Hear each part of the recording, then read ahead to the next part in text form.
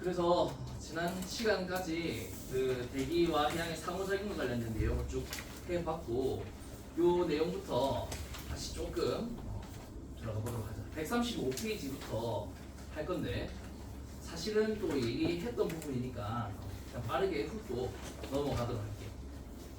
자, 그래서 135페이지 대기의 성층과 특성, 여기는 이제 먼저 습도와 관련된 개념 잠깐 짚고 넘어가고, 그 다음에 대기 연력학과 관련된 개념 짚고 넘어갈 거고, 그 다음에 우리가 G2 때 배웠던 이제 단열 변화, 그리고 건조, 습윤, 이슬점, 이제 단열, 감률 얘네들에 대해서도 알아볼 거다.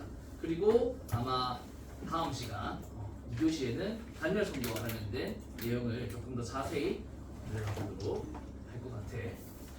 자, 그래서 습도나 연력학 관련된 개념을 알아보기 전에 연력학과 관련된 물리량의 개념들 짚고 넘어가 보자. 국제 단위로 쓰고 있는 요 SI 단위 이렇게 7가지 있다는 거 다들 잘 알고 있지? 그래서 7가지 이런 거 있는 거 체크하고 넘어가고, 그 다음에 각 단위들이 어떻게 이제 정의되는지에 대해서도 여기 쭉 적어놨는데, 여기는 표현을 보면은 여기 미터가 C, 빛의 속도 상수와 관련된 값으로 같이 연결이 되어 있다. 기호를 보면. 그래서 1m의 정의가 어떤 빛의 속도와 관련되어서 정의가 되었구나. 이런 표현이라는 것을 생각해 보고, 여기 뒤에 있는 내용을 좀 읽어보면은 이렇게 정의가 되었구나 라는 것도 알 수 있을 거예요. 국제 단위계 7가지 한번 살펴봤고, 그 다음에 이제 이 단위들을 이렇게 곱하고 나누고 제곱하고 이렇게 저렇게 해가지고 결국에 또 다른 다양한 물리량들이 계산될 수 있는데, 속도, 면적, 밀도, 또 비부피의 개념이 뭐라고 했지? 밀도 역수의 개념이라고 했다. 대기과학에서는 단위 질량당 어떤 개념을 이야기 많이 하기 때문에, 그래서 비부피라는 개념, 알파라고 이렇게 표현을 하자라고 했었어. 자, 그다음에 힘, 압력, 일 이런 개념들은 너희가 잘 알고 있겠지만, 혹시 또 까먹었을까? 너무 어려운 것들만 공부를 하다 보면은 기초적인 것들을 잠깐 놓치고 갈 수 있으니까 이것도 체크해보고 넘어가자. 자, 그리고 이제 습도와 관련된 개념을 얘기하려고 한다. 습도와 관련된 개념 4가지 어떤 게 있다고 했지? 절대 습도, 상대 습도 있고 또 혼합비, 비습 이렇게 4가지 개념이 있다고 했다. 그래서 이 습도라는 것은 공기가 건조하고 습한 정도를 가늠한 거라고 하는데, 결국 이 공기의 온도, 압력, 그리고 수증기 양이 얼마나 있느냐에 따라서 다양하게 나타난다. 우리 좀 대기 중에 수증기가 있는 것 같지만, 이제 햇빛이 쨍쨍하게 내리 쬐면은 조금 그 수증기에 의한 습한 느낌이 조금 덜 느껴질 수도 있을 거고, 왜냐면 기온이 높아지면 포화 수증기 양이 커지게 될 테니까. 실제 현재 수증기 양이 어느 정도 있어도 포화 수증기 양이 많아지니까 상대 습도는 좀 낮아지겠지. 혹시 지금은 습도가 너희들 느끼기 몇 퍼센트 정도인 것 같아? 40%? 또 다른 의견? 60? 지금 저기 에어컨 기기에는 74%라고 찍히네. 지금 너희들이 느끼기에는 조금 습도가 뽀송뽀송한 것 같아? 아니면 그래도 조금 습한 것 같아? 조금 습한 느낌이 있나? 아마 어제까지 계속 비가 오고 해서 아직 조금 습한 기운이 있는 것 같은데, 제습이나 냉방 이렇게 해서 수증기를 조금 날려보내면 아마 습도가, 현재 습도가 낮아지겠지. 그래서 일반적으로 대기 1kg의 수증기는 0에서 35g까지 있을 수 있다. 그리고 이 수증기는 온도 변화에 따라서 수정, 빙정이 되기도 하고, 이때 잡열이 발생하는데 이 잡열로 인해서 다양한 기상 변화 원인이 일어나기도 한다. 습도는, 여기서 말하는 습도는 상대 습도인데, 상대 습도는 하루 중에 거의 규칙적으로 변한다. 왜냐면 이제 해가 뜨고 해가 지고 이렇게 규칙적으로 지구의 자전에 의한 낮밤이 존재하면서 이렇게 습도가 주기적으로 바뀐다. 하지만 실제 그렇다고 해서 하루 중에 수증기량이나 1kg에 들어있는 수증기의 양, 혼합비의 개념을 이제 직접 구해보면 사실 이 상대 습도처럼 크게 큰 폭으로 변하지 않는다. 상대 습도는 분모가 포화 수증기량이기 때문에 기온의 영향을 좀 받을 거란 말이야. 근데 수증기 압, 혼합비의 개념은 결국 어떤 절대적인 수증기의 양, 그람 수를 물어보는 개념이기 때문에 하루 중에 어떤 기온에 큰 영향을 받지 않아서 이렇게 큰 폭으로 변하지 않는다라는 내용도 우리 교과서에 소개가 되어 있다. 자, 그래서 공기의 어떤 상태를 얘기할 때 크게 세 가지를 얘기할 텐데, 첫 번째는 공기 중에 있는 수증기를 싹 뺀 어떤 공기? 건조 공기. 그 다음에 이 뺀 수증기를 그냥 대기 중에 포함되어 있는 수증기. 그리고 이 수증기가 건조 공기 속에 얼마나 들어있을지 모르겠지만, 만약에 가질 수 있는 최대의 수증기 양을 가지고 있다, 즉 상대 습도가 100%다 라고 하면 어떤 공기라고 하면 될까? 포화 공기라고 하면 될 것 같고, 그 다음에 포화된 상태의 수도 있지만 이 수증기가 꼭 포화가 되지 않았더라도 건조 공기 속에 수증기가 있는 그런 상태를 우리는 뭐라고 하면 될까? 여기 나와 있듯이 수변 공기, 이렇게 이해를 해주면 되겠어. 그래서 건조 공기에다가 수증기가 이제 얼마나 포함되어 있는지 모르는 상태지만 어쨌든 요 두 상황을 합친 개념을 수변 공기다라고 얘기해주면 되겠다. 그리고 공기는 혼합기체이고, 공기 대기 중에 뭐가 제일 많지? 질소, 그 다음에 탄소, 아르곤, 이산탄소 쭉쭉 있고 수증기도 조금 있는데, 그래서 이 공기는 혼합기체이고 각 성분 기체는 거의 이상기체에 근사한다는 그런 특징이 있다. 그래서 이상기체 방정식을 또 써서 어느 정도 근사시켜서 우리가 계산을 하려고 하겠지. 그래서 혼합비의 개념, 혼합비의 개념은 건조공기 1kg에 포함된 수증기의 질량, 그래서 분모에는 kg, 분자에는 g의 개념을 대입하면 되겠고, 이때 혼합비의 기호는 x, 그 다음 질량의 개념은 라지 m으로 표현을 할게. 아래 첨자 d는 어떤 의미일까? dry. 그 다음에 위에 이제 아래 첨자 w는 이제 water라는 의미로 아마 줄인 것 같은데, 수증기의 질량 그리고 밀도의 개념으로 이렇게 표현을 할 수 있다. 건조 공기를 이루는 것은 아까 얘기했듯이 수증기를 제외한 질소, 산소, 아르곤, 얘네들의 어떤 몰 질량이나 이런 것들의 비를 가지고 계산을 이렇게 쭉쭉쭉 해보면 그 분자량이 어느 정도 된다? 28.96 내지 97 정도가 된다.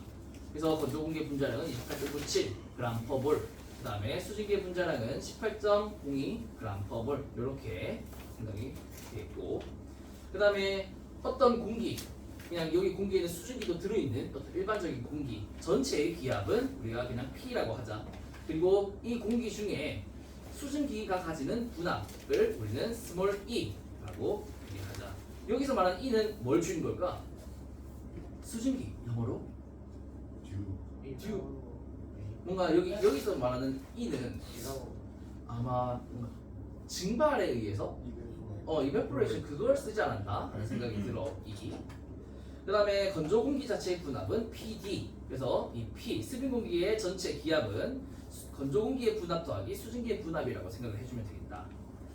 그럼 우리가 위에 있는 혼합비의 식에서 분자 분모, 즉 로우 W와 로우 D를 각각 변형을 좀 해주려고 하는데, 왜냐면 우리가 공기의 밀도를 구하는 건 사실 어렵지만 공기 혹은 이제 그 각 기체가 가지는 분압을 계산하기는 상대적으로 쉽기 때문에 이 밀도의 개념을 기압으로 바꾸려고 한다. 그러려면 어떤 식을 쓰면 될까? 이상기체 방정식, 이상기체 근사한됐으니까 P는 로알티라고 하는 이제 이상기체 방정식을 대입해보면 되겠다.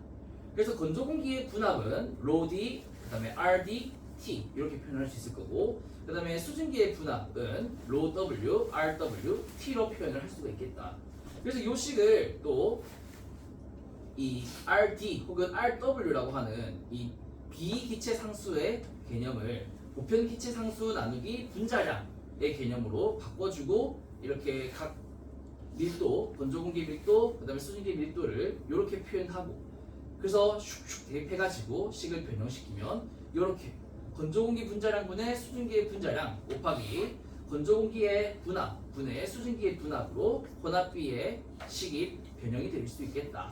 그러면 건조 공기 아까 28.97, 그 다음에 수증기의 분자량 18.02 대입을 하면 결국 공기의 혼합비는 0.622 곱하기 PD분의 E 이렇게 표현해야겠다. 이때 PD와 E의 단위는 각각 kg 분의 g이 아니고, 그렇지, kg 분의 g이 될 거야. 그래서 여기 있는 값 자체가 뭐 예를 들면 1kg의 공기 속에 수증기가 뭐 10g이 있는 상황이다 하면은 여기는 kg 단위를 넣어주고 여기는 이제 g 단위를 넣어주고, 혹은 여기서는 이제 사실은 압력 분압의 개념으로 바꿨기 때문에 여기는 이제 분모의 천이라는 개념이 곱해질 거고, 그다음에 여기는 그냥 분합을 계산할 거고, 혹은 분모 분자의 단위를 똑같은 뭐 파스칼 이런 개념으로 넣고 싶다면은 622 곱하기 요거분의 요거 해주면 되겠다. 저번에 이 단위에 대해서 이제 물어보는 친구가 있었는데 어쨌든 이런 식으로 표현이 된다는 거 이해해 주세요. 자, 이때 기체상수와 비기체상수의 개념이 나오는데 여기 별표가 있는 게 있고 별표가 없는 게 있죠. 사실 우리가 지난 시간에 했지만 별표가 있는 것은 무슨 기체상수란다 했어? 보편 기체상수. 그 다음에 보편 기체상수의 단위는 혹시 뭐라고 했지? 줄퍼, 켈빈, 몰 이렇게 얘기했고, 그 다음에 비기체상수는 단위가 줄퍼, 켈빈, 킬로그램. 왜냐면 대기과학에서는 1kg의 공기당이라는 이제 개념으로 뭔가 접근을 하려고 할 거기 때문에, 그래서 몰 단위의 기체상수를 킬로그램 단위의 기체상수로 바꾸려면 이 보편 기체상수에 뭘 나눠줘야 했다? 분자량을 나눠줘야 했다. 그래서 이 세 개의 관계에 대해서는 저희가 지난 시간에 사실은 했으니까 이렇게 짚고 넘어가자. 그 다음에 혼합비의 개념은 건조공기 1kg에 포함된 수증기의 양이었는데 비습은 수증공기 1kg에 포함된 수증기의 양이었다. 그래서 분모에 건조공기만 넣지 않고 수증기도 함께 분모에 넣어주면 된다. 그래서 이렇게 쭉쭉쭉 이제 스페시픽 휴미디티 S라는 비습의 개념을 이렇게 이해해주면 되겠고, 이 비습의 개념은 사실 뒤에 더 이상 잘 쓰이진 않을 거예요, 이 책에서. 하지만 비습과 앞서 배운 혼합비의 관계는 이렇게 식을 변형시켜 보면 1 플러스 혼합비분의 혼합비로 나타낼 수 있다. 하지만 실제 이 x의 값은 그렇게 크지 않기 때문에 기껏 해봤자 0에서 0.0035 이렇게 나타날 거기 때문에 사실 이 값을 계산해 보면 비습과 혼합비의 개념은 크게 차이가 나지는 않겠다. 자, 그리고 절대습도, 상대습도의 개념은 이렇게 소개됐으니까 한번 다시 생각해 보도록 하고, 그 다음에 요선이 뭐지? 요선? 기억나? 무슨 곡선? 증기압 곡선. 근데 요 선은 뭘 나타낸 걸까? 포화 상태. 즉 여기와 여기 사이에 이제 포화와 이제 불포화, 과포화 상태를 구분하는 경계선이라고 보면 되지. 기억나나? 네. 그래. 그래서 포화 수증기 곡선, 포화 수증기압 곡선이라고 너희가 아마 이해를 하고 있을 거야. 자, 그래서 이렇게 수증기 혹은 습도의 개념은 이렇게 짚고 넘어가자. 자, 그 다음에 연력학 교과서는 136페이지 여기서부터 더 본격적으로 해보도록 할 텐데, 우리 기체의 상태와 관련된 법칙 세 가지가 있어. 대표적인 거 뭐 있지? 이상기체 상태 방정식을 구성하는 어떤 세 가지 법칙 말이야. 보일, 샤르, 아보가드로. 그 세 개의 법칙을 잘 이제 변형을 해서 이렇게 어떤 기체의 이상기체의 부피라는 것이 압력에 반비례하고 몰수와 온도에 비례한다는 것을 우리가 관계식을 유도할 수 있을 거고, 이 두 관계의 비례 상수를 우리는 기체 상수 R로 넣어줌으로써 방정식을 완성할 수가 있겠다. 자, 그래서 보일, 샤일, 아보가드로 법칙 사이의 관계를 우리는 이상기체 방정식이라고 하고, 이때 PV는 nRT라고 너희가 또 알고 있을 텐데, 여기서 말하는 R은 이제 몰 단위의 보편 기체 상수를 의미한다. 하지만 대기과학에서는 단위를 킬로그램으로 하려고 하다 보니 이 보편 기체 상수를 어떻게 나타낼 수 있을까? 분자량 곱하기 비기체 상수로 나타낼 수 있겠다는 거야. 알겠지? 그래서 R 스타 대신에 MR을 집어넣고 몰수와 분자량을 곱한 값이 질량의 개념이 되잖아. 그래서 PV는 MRT 이렇게 대기과학에서는 표현하려고 한다는 거 이해를 좀 해주자. 이게 비록 화학과 좀 표현이 다를지라도 각 학문의 어떤 특성이라는 것을 좀 이해해주면 좋겠다. 자, 그리고 양변에 질량을 나눠주면 P n분의 V는 RT가 되는데, n분의 V는 어떤 개념이지? 비부피의 개념이라서 P알파는 RT라고 표현을 할 수도 있겠다. 이 표현을 나중에 이따 또 이제 선생님 입에 달 테니까 P알파는 RT 이렇게 또 이해를 해주면 되겠어. 자, 그리고 각 비호의 의미는 이렇게 적어놓고, 선생님도 뭐 저번에도 얘기를 했지만 화학에서는 라지 M을 분자량, 이제 스몰 M을 질량을 하고 이제 한다더라고. 그래서 요 기호의 의미는 선생님이 시험 그 맨 앞에 이 기호의 각각의 의미가 무엇인지 이제 정의를 이제 하고, 그다음 너희가 문제를 풀어 나갈 수 있게끔 그렇게 정의를 해줄 테니까 그것에 따라서 이해를 해주면 되겠다. 자, 그래서 비기체 상수, 보편기체 상수 이렇게 다른 개념이 있다는 것도 체크해주고, 자, 그다음 돌턴의 법칙은 어떤 의미야? 너희가 이미 알고 있을 것 같은데. 그래. 전체 어떤 혼합 기체의 기압 압력은 그 혼합 기체를 구성하는 각 기체들의 분압의 합과 같다. 그래서 이렇게 식으로 깔끔하게 표현을 할 수도 있겠고, 우리 책에는 아래와 같이 이런 식으로 표현을 하고도 있더라고. 그래서 돌턴의 법칙은 뭐 식으로 표현하려는 그런 것보다 그냥 이런 의미였지라고 그냥 복습하는 차원에서 확인하고 넘어가면 될 것 같아. 자, 그다음에 열역학 법칙이 우리 책에 소개가 되면서 이제 뭐 정적 비열, 정합 비열 이런 얘기들도 나오다 보니, 또 Q 열의 개념이 나오다 보니 비열, 그다음에 열 용량, 열량이라는 각 개념의 의미에 대해서 조금 짚고 넘어가려고 하는데, 여기 오른쪽 아래에 있는 그림을 보고 그다음에 각 물리량들의 어떤 단위에 초점을 맞추면 이 물리량들의 차이에 대한 이해를 하기 쉬울 것 같더라고. 자, 비열의 개념은 단위가 어떻게 돼? 줄퍼 켈빈 그람이지. 그러니까 단위 질량의 물질을 단위 온도만큼 올리는데 필요한 에너지를 뭐라고 한다? 비열이라고 한다. 그 다음에 열 용량은 단위가 어때? 줄퍼 켈빈. 질량이 이렇게 사라졌지. 그러니까 어떤 물질 전체를 단위 온도만큼 올리는데 필요한 열 에너지를 열 용량이라고 한다는 거. 그 다음에 열 혹은 열량이라고 하는 것은 단위가 뭐다? 그냥 줄이다 혹은 뭐 칼로리다. 그래서 의미가 뭐다? 물질 전체를 얼마만큼 온도를 변화시키는 데는 얼마만큼의 열이 필요할까라는 개념이 바로 열 혹은 열량의 개념이 되겠다.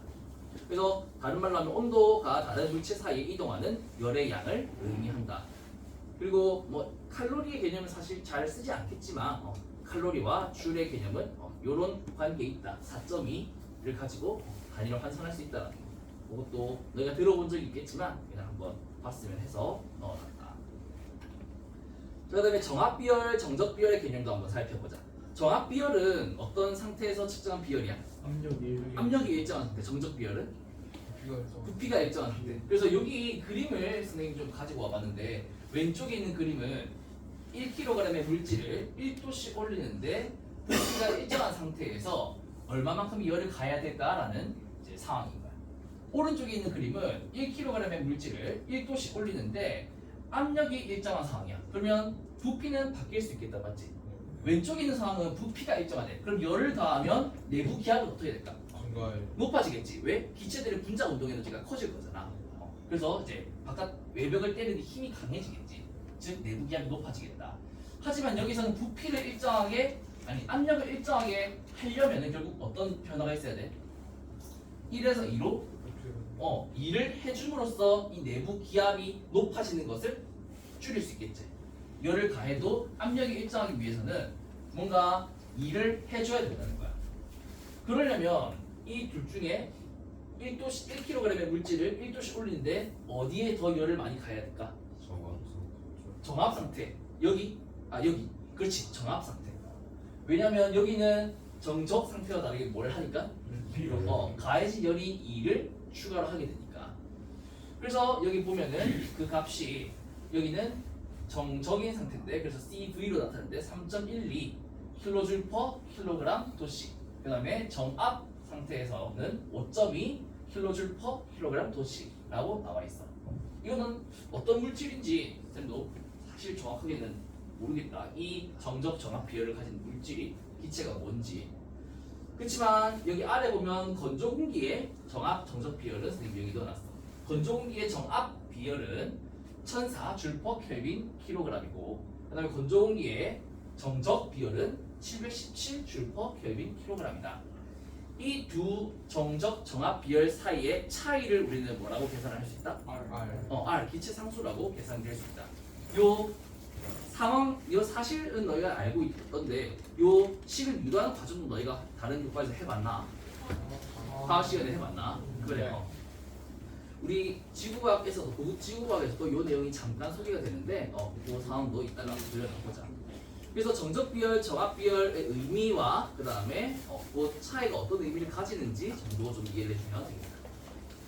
자, 그러면 우리가 이제 교과서 138페이지, 137페이지부터 사실 있지만 열역학 법칙을 조금 식으로 표현을 하고 얘네들을 변형시켜보자.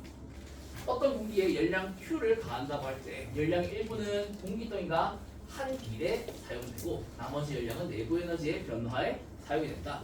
그래서 내부 에너지의 변화를 델타 U, 그 다음에 공기덩이가 한 일을 W, 그 다음에 가한 열의 출입을 Q라고 얘기를 하면 오른쪽에 있는 그림을 볼까? 쌤이 일부러 조금 우리가 지금 결국에는 유체를 배우니까 유체에 열이 가해질 때 어떤 상황이 발생할 수 있는지 그림을 가지고 올 건데 여기 Q를 공급했어. 그럼 이 개에 대해서는 Q가 어떻게 되는 거야? 공급이 되는 거니까 플러스 Q가 되는 거겠지? 그리고 플러스 Q가 된 만큼 내부 에너지의 변화나 일을 하게 될 텐데 이때 내부 에너지의 변화는 무엇으로 표현된다? 온도의 변화로 표현될 거다. 그 다음에 외부로 하는 일은 결국에는 부피가 팽창이 되거나 상태 변화로 인해 부피가 팽창이 될 수도 있고 그 다음에 수증기에서 수증기로도 부피가 팽창이 될 수 있겠다. 운동 에너지가 증가되니까. 그러면 그 부피가 팽창하면서 외부에 뭘 할 수 있다? 일을 할 수 있겠다. 그게 요 Q, 델타 U, W가 되는 거겠지. 그래서 이런 관계식을 가진다는 것을 이해해 주면 되겠고 그 다음에 여기 고급지구학에서 대문자로 대부분 안 쓰고 다 소문자로 쓰여 있을 거야. 대문자에서 소문자로 바뀌는 것은 무엇을 나눠준 개념이라고? 단위 질량을 나눠준 개념일 때 우리는 소문자로 표현을 한다는 것을 하나 약속하고 뒤에 있는 내용을 같이 봐주면 됩니다.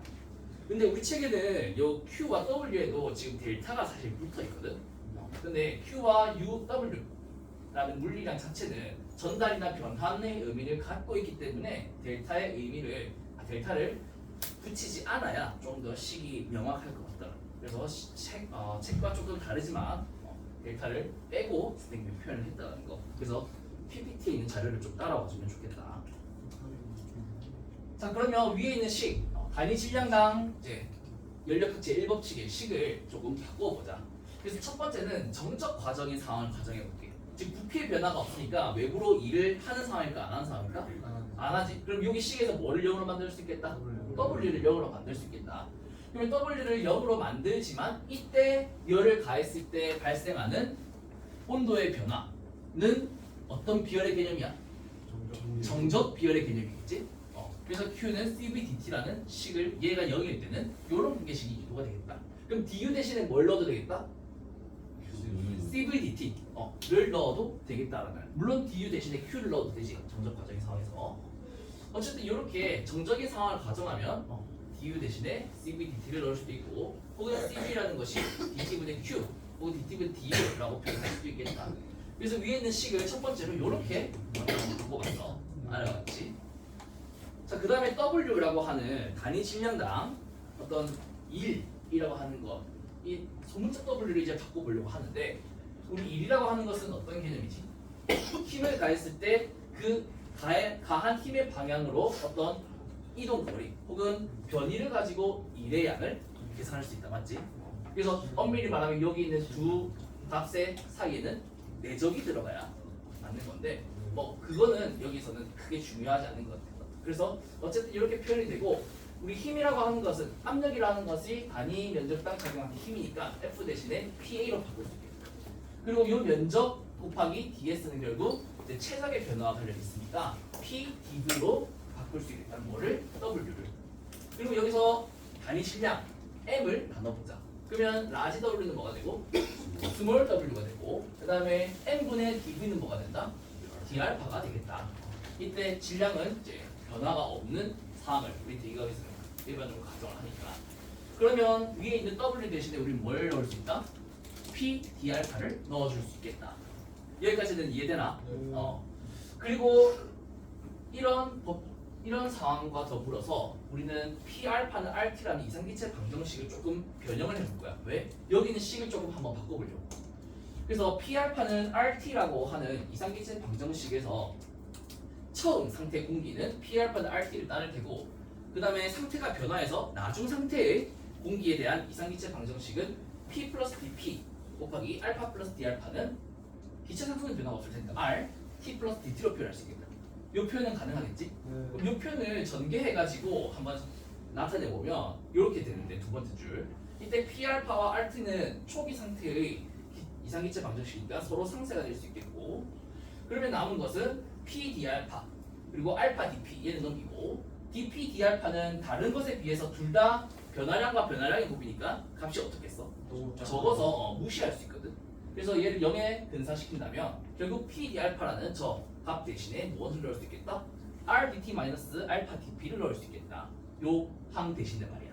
이게 우리 교과서에서 소개하는 방법이고, 또 다른 방법은 우리가 알고 있는 곱의 미분을 활용해 보면 어떨까? 이것도 사실 변화량과 관련된 것과 결국엔 같은 말인데, P알파는 RT의 양변에 전미분을 취해보자. 그러면 P알파의 전미분을 취하면 PD알파 플러스 알파 DP가 나오겠지. 그 다음에 RT라는 것을 전미분하면 R은 변화가 없을 테니까 DRT는 0이 되고, 그 다음에 RDT는 살아남겠지. 그러니까 PD알파는 RDT 마이너스 알파 DP, 교과서에서 소개하는 방법과 똑같은 방식으로, 대신 조금 더 쉬운 것 같아. 어쨌든 이렇게 PD알파 대신에 RDT 마이너스 알파 DP를 여기 대입을 해보면 무엇이 묶일 수 있다? DT로 CB 플러스 R을 묶을 수가 있겠다.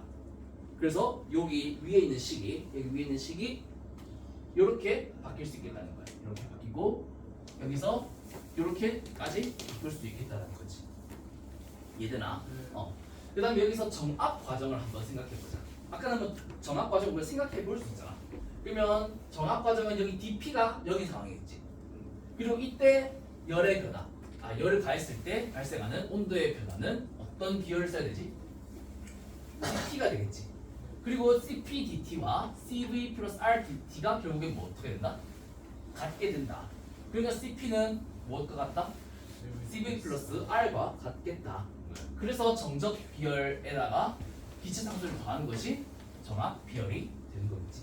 여기서 만약 이 공기가 건조한 상태의 공기, 건조 공기라면 각 항에 다 이렇게 아래층부터 D를 추가로 붙여주면 돼요. 만약에 스변한 공기라면 여기다가 W 여기다가 W 이렇게 써주면 되겠지. 그래서 이렇게 연력타 제1법칙의 식을 이런 식으로 바꿔줄 수도 있겠다. 그래서 결국 요 위에 있는 식을 마지막 끝으로 어떻게 너희가 알고 있을 거라고 생각되는 Q는 CPDT 마이너스 알파 DP.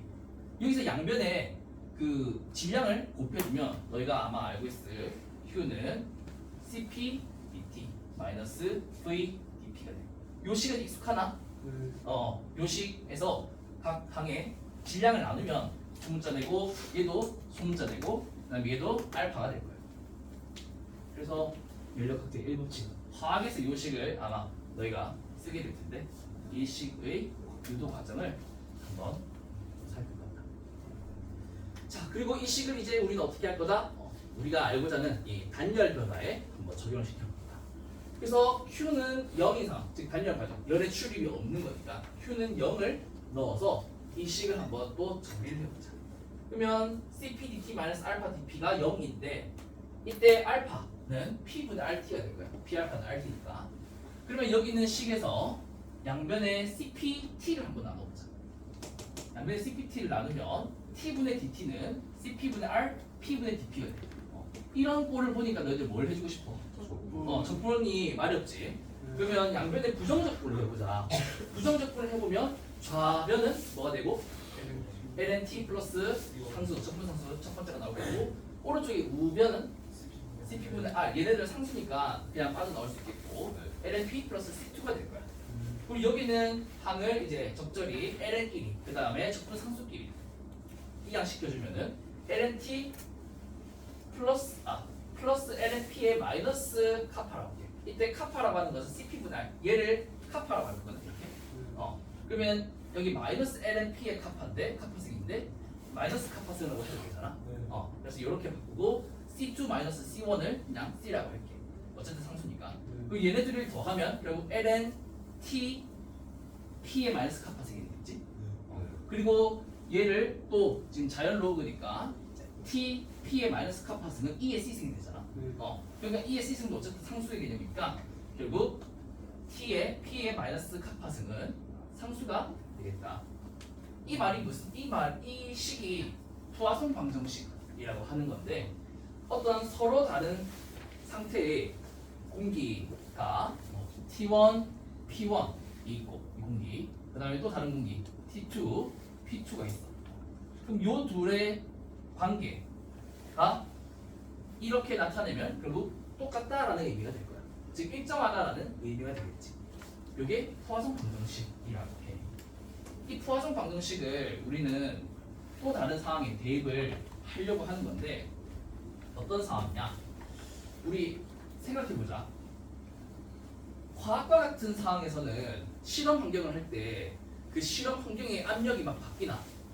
안 바뀌지. 그냥 일기압하에서 뭐 어떤 실험 환경을 하는 경우가 일반적일 텐데 대기과학에서는 어떤 공기의 상태를 알고자 할 때 연직 방향을 생각해 본다면 압력 환경이 어때? 굉장히 바뀌겠지.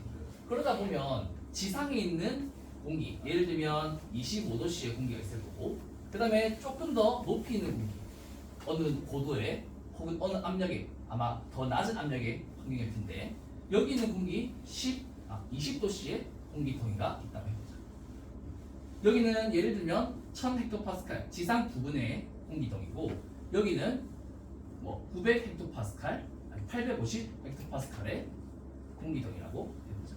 이 800헥토파스칼은 약 1km, 1.5km인데 그냥 1km라고 하자. 그리고 여기는 지상이니까 0km라고 할게. 자, 그러면 이 서로 다른 환경의 공기덩이를 그냥 온도만 봤을 때는 누가 에너지가 더 높을 것 같아? 내부 에너지가 25도의 공기의 내부 에너지가 더 높을 것 같아. 근데 여기 있는 공기덩이는 사실 단열적으로 얘에 비해서 팽창이 되어 있잖아, 그렇지? 압력이 낮으니까. 그러면 얘는 사실 압력을 덜 받고 있어서 그런데 얘가 만약에 1000헥토파스칼까지 내려와서 더 단열 압축이 된다면은 비로소 같은 환경에 놓이게 되는 거야, 맞지?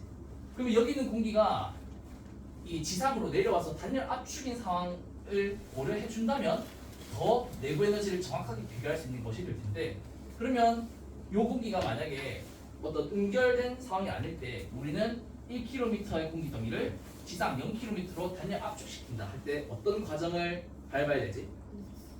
건조 단열 과정으로 끌어내려와야 되겠지. 그러면 우리가 집중 때 배웠던 건조 단열 감열 1km당 몇 도씩? 10도씩 변한다고 했잖아. 그럼 단열 압축의 과정이니까 플러스 10도를 더 해줘야 될 거야. 그럼 여기 있는 20도씨의 공기는 1km 환경이 아니라 0km 환경으로 내려온다면 기온이 몇 도가 되겠다? 30도씨가 되겠다. 그러면 우리가 온도만으로 봤을 때는 얘가 더 내부 에너지가 높았었던 것 같은데 사실은 다른 압력 환경이었고, 그래서 같은 압력 환경에서 같은 상황일 때는 결국 얘가 사실 내부 에너지가 더 높다라는 것을 이해할 수 있어. 이건 마치 우리가 서로 다른 거리에 있는 별들의 고유한 밝기를 알기 위해서는 겉보기 등급으로 해석을 할 게 아니라 어떤 등급으로 해석을 해야 돼? 절대 등급. 그래서 어떤 조치를 취했어? 모든 별들을 10파색에 두었을 때 그 별의 고유한 밝기를 이제 광도를 가지고 등급으로 환산을 했을 때 나타나는 것을 절대 등급의 개념으로 했잖아. 이것도 마찬가지야. 그러니까 서로 다른 고도에 있는 공기를 다 1000헥토파스칼로 이동을 시켜서 그때 가지는 공기의 고유한 온도를 우리는 별에서는 방금 절대 등급이었지만 여기서는 온위라는 개념으로 이해를 하려고 해. 그래서 아까는 부정적분이었는데 이번엔 정적분을 해보자. 그래서 적분의 범위를 지상 1000헥토파스칼 부근 1000헥토파스칼 그때 온도를 세타 온위라는 개념으로 정할 거야. 그러면 이제 세타 그리고 T 그 다음에 압력은 1000P 이렇게 생각을 해보겠다는 거지. 그러면 여기서 정적분을 쭉 취해주면은 오른쪽과 같은 식으로 적분이 될 거고, 뭐 요거 설명 안 해도 알 것 같아. 그리고 이 식을 적절히 바꾸면 이렇게 될 거야. 그래서 온위분의 T는 이렇게 나타내지고, 그러면 온위와 관련된 식으로 만약에 표현하면 온위는 T에 1000분의 P에 마이너스 값 이렇게 되겠지. 별로 식이 어렵진 않지. 그냥 온도라는 값에다가 여기 1000헥토파스칼, 그 다음 여기는 몇 헥토파스칼이었는지 처음에 상태가, 그 다음 여기 카파는 이 공기의 정압 비열과 기체 상수를 넣어주면 돼. 그렇게 어렵진 않지. 그래서 이런 식으로 온위라는 개념을 우리가 이해할 수 있는데 포화성 방정식으로부터 온위가 몇 인지 몇 도인지 온위의 단위도 켈빈 혹은 도시 섭씨 온도로 표현할 수가 있어. 그래서 이 온위의 개념을 내가 또 좀 새로운 개념으로 알아주면 좋겠다. 그리고 이 내용은 나중에 설명하면 되겠다. 자, 그래서 단열 변화 이렇게 한번 알아봤고, 이제는 우리가 G2에서 배웠던 건조 단열 감률, 아까 전에는 1kg당 10도씨라고 했어. 그리고 스빈 단열 감률은 1kg당 몇 도씨지? 마이너스 5도씨. 그냥 5도씨 per 킬로미터라고 얘기했어. 네. 그 값이 왜 10도이고 5도일까라는 것을 좀 정량적으로 접근을 해보려고 해. 그래서 연직 방향으로 단열 이동하는 공기덩이를 생각해 볼 때 연력각제 1법칙을 이와 같이 변형을 우리가 시켰어.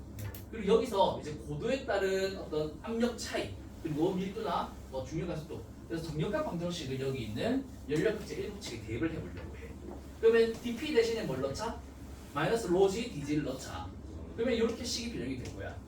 그리고 비부피와 밀도의 곱은 뭐가 되고? 1이 되고, 그러면은 이렇게 식이 변형이 될 텐데, 이때 단열 과정을 생각하니까 Q가 뭐가 된다? 0이 된다. 그리고 우리가 어떤 기온의 감률이라는 것을 쌤이 물어봤을 때 그 값을 양수로 말했어, 음수로 말했어? 양수로 말했지. 하지만 그 양수의 의미 자체는 뭐 어떤 의미였어? 감소하는 비율이었잖아. 그러니까 이 감소하는 비율을 식으로 나타내려면 마이너스가 포함된 dg분의 dt라고 표현을 해야 되고, 이 식을 마이너스 dg분의 dt로 표현하려면 남아있는 항은 cpd분의 g라는 값이 되겠다. 이때 건조 공기의 정압 비열을 아까 1004 J/K/kg이라고 했어. 그 다음에 중력 가속도는 지상 부근에서는 9.8m/s 제곱이야. 그래서 여기 있는 값을 바꿔주면 대략 0.01 켈빈 퍼 미터가 되겠고, 여기서 분모 분자에 1000을 곱하면 1km당 뭐가 된다? 10켈빈이 되겠다는 거야. 뭐 1km당 10켈빈의 변화나 10도씨의 변화는 사실 같은 의미겠지? 변화의 의미니까. 그래서 이렇게 우리가 왜 건조 단열 감률을 킬로당 10m, 10켈빈이라고 했는지 이렇게 이해를 해볼 수 있겠다. 그럼 여기서 질문을 해보자면, 만약에 건조 단열 감률은 일정할까? 우리는 지수에서 항상 10켈빈 per 킬로미터라고 했는데 일정하지 않아. 왜? 중력 가속도가 고도에 따라 일정하나? 다르겠지. 그래서 더 고도가 높아질수록 건조 단열 감률은 어떻게 되겠어? 작아지겠지. 그래서 이 건조 단열 감률도 일정한 값은 사실 아니야. 근데 우리는 지구학 2 수준에서는 편의상 그렇게 저값으로 일정하다라고 가정하고 그냥 계산을 했던 거죠. 그래서 건조 단열 감률이 이렇게 계산이 된다라는 거 이해되나? 그 다음에 이제 조금 어려운 개념인데, 스빈 단열 감률에 대한 개념을 알아보자. 스빈 단열 감률은 아까 너희가 얘기해줬듯이 킬로미터당 5도씩 감소하는 비율이라고 했어. 왜 10도씨가 아니라 5도씨였지? 수증기의 잠열에 의해서. 예를 들면 여기 공기덩이 1kg이 있다. 그리고 여기 안에 수증기가 이렇게 축축축 있을 거다.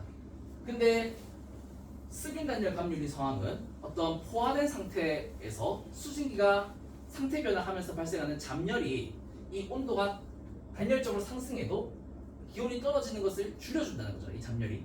그러니까 여기 쌤이 그림으로 한번 표현해 볼게. 1kg의 공기 안에 수증기가 뭐 n g 있는데, 여기서 만약에 포화가 되어서 안에 응결핵이 있다. 그럼 이 응결핵을 기준으로 여기 있는 수증기들이 어떻게 될 수 있다? 모여서 이렇게 이쁜 물방울이 될 수가 있다. 그럼 여기 있는 물방울로 바뀌는, 즉 액화되는 과정에서, 혹은 뭐 응결되는 과정이라고도 하는데, 이런 과정에서 뭐가 방출된다? 잠열이 방출된다.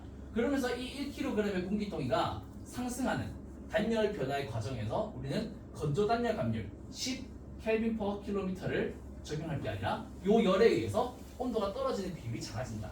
그래서 몇 정도가 되겠다? 5켈빈/km가 되겠다. 근데 여기서도 우리가 한번 생각을 해보자. 그러면은 5켈빈/km라는 스빈 단열 감률은 항상 일정할까? 이 값은 또 어떻게 계산하면 될까? 수증기 양에 따라.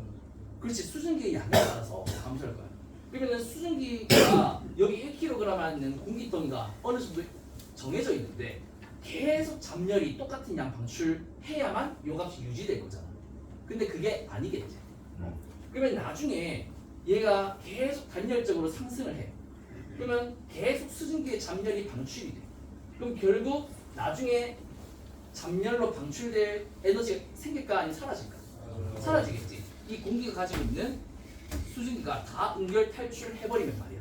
그래서 실제로 나중에 단열 선도를 나눠주겠지만 습윤 단열 감률을 따라 계속 공기가 상승하게 되면 그 단열 감률이 건조 단열 감률과 평행해져 버려. 왜냐면 더 이상 응결시킬 수증기가 없을 거기 때문에. 그래서 나중에 그 자료도 알 수 있겠지만 어쨌든 이런 연속적인 과정을 현실적으로 생각해 본다면 너희가 G2 때 알고 있었던 습윤 단열 감률이 5켈빈/km로 고정되는 것이다 아니면 연속적으로 바뀔 수 있겠다. 바뀔 수 있겠다. 그래서 실제로는 이 건조 단열 습윤 단열 감률이 4도에서 7도씩/km로 일정하지 않다라는 것도 우리 교과서에 소개가 되어 있더라. 그럼 이것을 어떻게 정량적으로 계산할까? 아까 Q가 건조 단열 과정에서는 잠열에 출입이 없기 때문에 0이라고 했잖아. 근데 이제는 조금 모순적이긴 하지만 단열 변화의 과정인데도 열의 출입이 있다 없다 지금? 있다. 그만큼을 이렇게 표현을 하려고 해. LV 곱하기 DXS라고. 이때 말하는 LV 혹시 어떤 의미인지 알아? 라텐트라고 하나? 레이턴트라고 하나? 잘 모르겠나. 쌤은 레이턴트라고 기억을 하고 있는데 어쨌든 이 L이라는 의미는 잠열의 의미가 맞아. 그리고 여기 있는 V는 이제 베이퍼라고 하는 기화나 액화 상태의 상태 변화에서 만들어지는 잠열을 의미하는 거. 그래서 여기 있는 수치를 아마 너희가 보거나 하진 않았겠지만 여기 앞에 있는 거 한번 보자. 어딨니? 여기 있구나. 자, 여기 앞에 있는 거 한번 볼래? 우리 물의 상태 변화를 보면은 이런 식의 그래프를 한번 본 적이 있을 거야. 맞지? 이게 온도고 이게 얼음 상태. 그 다음에 여기가 액화되는 상태. 그 다음에 여기가 물의 상태, 액체 상태. 그 다음에 여기가 기화되는 상태, 기화나 액화. 그 다음에 여기가 수증기의 상태. 물의 상태 변화, 곡선, 온도에 따른 상태 변화 곡선을 그리면 이런 식으로 아마 나타날 거야. 그러면 얼음 1kg에서 물 1kg으로 열을 가해도 상태 변화를 하기 위해서, 즉 분자 간의 인력을 끊기 위해서 이 온도의 변화가 발생하지 않잖아.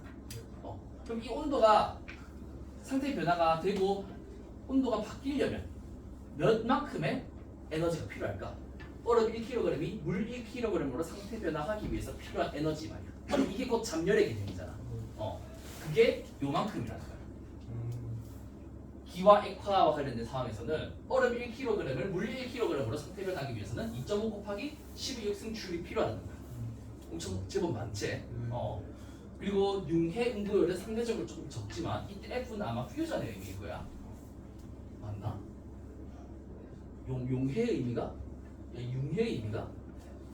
모르겠다. 아무튼 이 F는 융해 응고 사이에 상태 변화에서 만들어지는 잠열이고, 승화는 알지? 이 둘을 합친 거다. 그래서 이렇게 단위 질량당 잠열의 출입이 이렇게 발생하게 되는데, 그래서 우리는 습윤 단열 감률에서 기온이 10도cc가 안 떨어지고 5도cc 떨어지는 것을 요거와 관련된 값으로 이해를 해야 될 거라는 거야. 그럼 여기 1kg당 만들어지는 잠열, 여기다가 뭘 곱해줘야 되겠다? 총 상태 변화에 따른 잠열을 알기 위해서 질량, 맞아, 뭔가 질량을 곱해줘야 될 것 같아. 근데 어떤 질량을 곱해줘야 될까? 1kg의 건조 공기에 있는 수증기의 양, 수증기의 그람을 곱해줘야 되겠지. 왜냐면 이 잠열은 결국 수증기의 상태 변화에 의해서 만들어지는 거니까. 그래서 어떤 개념을 곱한다? 포화 혼합비의 변화량을 곱해주면 된다. 포화 혼합비의 개념이 뭐였지 아까? 1kg의 건조 공기가 가질 수 있는 최대 수증기 양이었잖아. 최대 수증기 양이라는 말이 결국 포화되었다라는 말이 될 텐데, 이 포화되어 있는 상태에서 가지고 있는 혼합비, 즉 수증기의 양이 얼마나 변했냐라는 것이 결국 이 잠열에다가 곱해주면 변화함으로써, 수증기의 양이 변화함으로써 발생하는 잠열의 양이 되는 거겠지. 이해되겠나? 그래서 이렇게 표현이 되는 거야. 단위 질량당 잠열 곱하기 DXS. 그럼 요거 단위도 우리 한번 체크해보자. 얘는 줄 퍼 킬로그램이었어. 얘는 1kg의 건조 공기에 있는 수증기의 양의 혼합비 양의 변화였어. 그치? 그러면 여기 있는 곱의 단위는 뭐가 된다? 단위 질량당 에너지가 되겠지. 얘도 어쨌든 질량이니까. 그리고 여기 있는 것도 소문자 Q니까 뭐가 되겠어? 단위 질량당 열이 되겠지. 그러니까 둘의 물리량의 의미는 지금 사실 같은 거야. 그리고 방금 얘기했듯이 왜 이렇게 표현할 수 있는지도 너희가 이해를 좀 해줬으면 좋겠고. 그리고 요 값이 결국에 뭐가 된다? 아까 얘기했던 이 Q 연료급제 7식의 식과 같다. 그렇게 식을 양변에 CPD, DG를 나눠주면 요 식이 나와. 그럼 여기는 항은 우리가 잡열이 고려가 된 거니까 어떤 감열이다? 수변 단열 감열이 되겠다. 그리고 여기는 항은 익숙하지 뭐다? 건조 단열 감열. 즉 10켈빈 per 킬로미터에다가 뭔가를 더 고려해 주니까 우리가 뭐 편의상 알고 있는 5켈빈 per 킬로미터에다가는 값이 나온다. 그럼 여기 있는 값은 뭐가 돼야 돼? 마이너스의 값이 나와야 되지. 그럼 이것도 체크해 보자. 이때 이제 액화가 되면서, 즉 기체에서 액체로 상태 변하면서 열은 발생해. 그래서 이 값은 플러스야. 그리고 CPD도 플러스야. 하지만 이 값은 무엇이 돼야 되냐?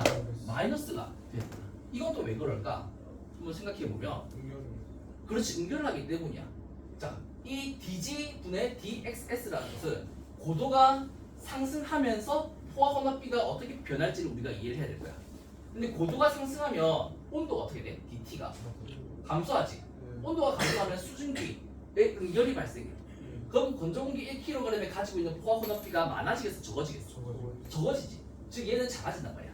그러니까 얘가 커지면 얘가 작아지는 그 비율은 반드시 일정하다는 게 아니라 그 변화의 방향성은 동일할 거란 말이야.